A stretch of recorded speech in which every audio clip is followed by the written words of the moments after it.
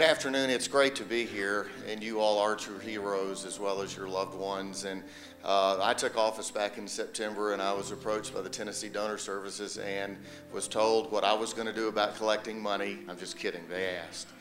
But ever since that day, we've established a wonderful partnership, and we're going to continue to do as much as we can to help the Tennessee Donor Services, because it's a wonderful, wonderful organization, and I'm blessed to be a part of it. And on behalf of my 100 employees around Knox County who are collecting those funds every day, $1 at a time, we're glad to be here today. Thank you.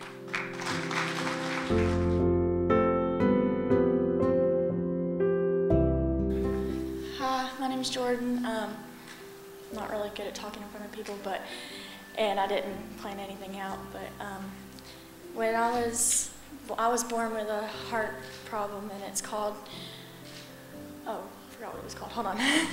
It's called congenitally corrected transposition of the greater vessels, and that's where everything is flipped around, like my heart was flipped backwards, and it was just really complicated, and it wasn't bad enough that they didn't have to do a surgery right away, but they ended up, when I was 7, I had to get a pulmonary artery, or like a PA band put around my pulmonary artery, and after that, it slipped off. And I had to go back, they had to rush me back into the hospital. And then when I was 10, I had to get the PA band taken off because it was too tight, and like my pulmonary artery wouldn't go back to its normal shape after they took it off.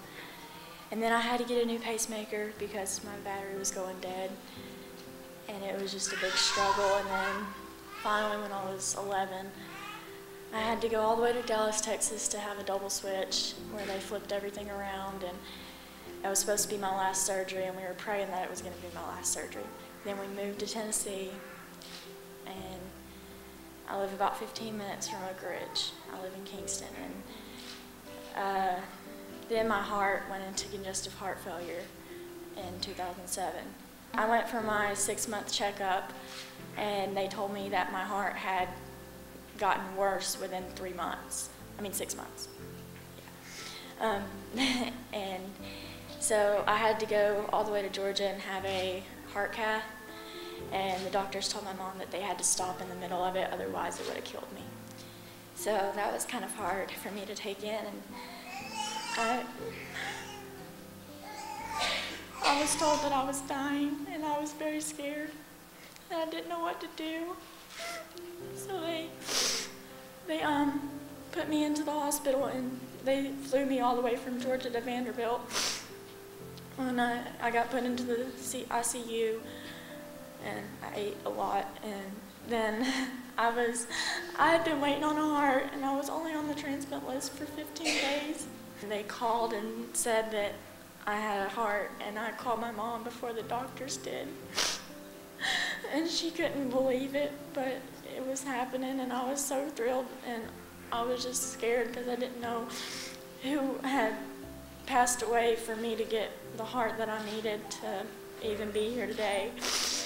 I got the transplant the next day, and they took my pacemaker out because with a new healthy heart, I wouldn't need a pacemaker.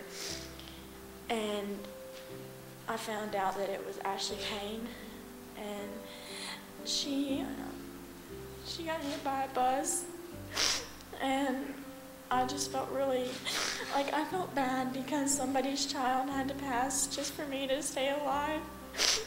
But I know that I heard that Ashley wanted it that way, and she wanted to help people in life, and she saved 5 lives. And I'm healthy now. I mean, I can run and pee. I do everything. I ride horses.